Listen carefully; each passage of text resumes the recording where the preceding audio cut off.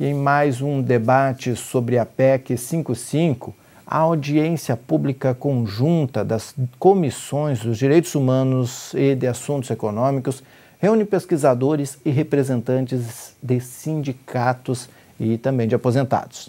Confira na matéria de Mariana Hodson, da TV Senado. Em menos de uma semana, o senador Eunício Oliveira apresentou na Comissão de Constituição e Justiça o relatório sobre a proposta que limita os gastos públicos. De acordo com a PEC 55, as despesas da União nos próximos 20 anos serão corrigidas pela inflação do período anterior. O texto divide a opinião dos parlamentares. É só limite em gastos primários, ou seja, saúde, educação, investimento em cultura, em segurança pública.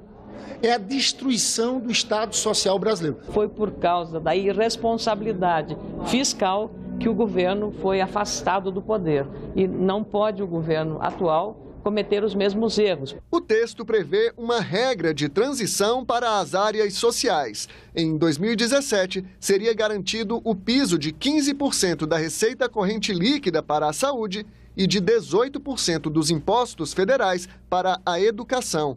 Mas, a partir de 2018, esse piso também seria corrigido pela inflação do ano anterior. Movimentos sociais criticam a proposta. O risco dessa proposta de emenda à Constituição é fazer com que o Brasil deixe de investir em educação, saúde, assistência social, cultura, ciência e tecnologia, ou seja, o Brasil vai optar por 20 anos deixar de se desenvolver caso essa proposta de emenda à Constituição seja aprovada. Não há por que imaginar que a crise, se a questão é a crise econômica, essa crise econômica vai se estender por 20 anos.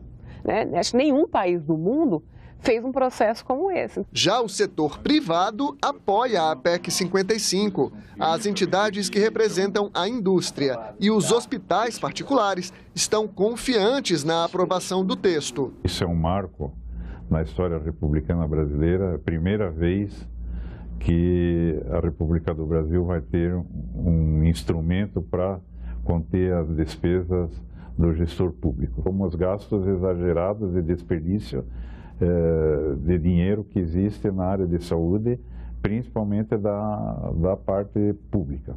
Com a gravidade do problema e as restrições que a própria Constituição impõe, a PEC se tornou uma imposição. Este consultor do Senado acompanha os debates sobre a PEC 55 na CCJ. Ele diz que, em tese, é possível que o orçamento de algumas áreas seja corrigido acima da inflação e que será papel do Congresso definir quais áreas terão prioridade. Na média, os gastos vão crescer de acordo com a inflação. Eventualmente, uma ou outra rubrica pode crescer mais, mas essa crescer mais vai ter que ser compensada por alguma rubrica que cresça abaixo da inflação. Este outro consultor do Senado publicou um artigo sobre a PEC 55. Para ele, a proposta é inconstitucional, porque ameaça direitos fundamentais do cidadão. Porque aí há uma mitigação do direito social à educação, saúde e assistência social, mitigação essa em direitos que dizem com a dignidade da pessoa. Então não é legítimo, não é justo, não é razoável que os segmentos mais afetados sejam aqueles que precisam de saúde pública, de educação pública, que sejam remunerados por salário mínimo, que tenham os benefícios previdenciários corrigidos pelo salário mínimo. A PEC 55 só vale para as chamadas despesas primárias. Ficam fora do teto os repasses da União para estados e municípios, o dinheiro para atender calamidades públicas e o orçamento das eleições.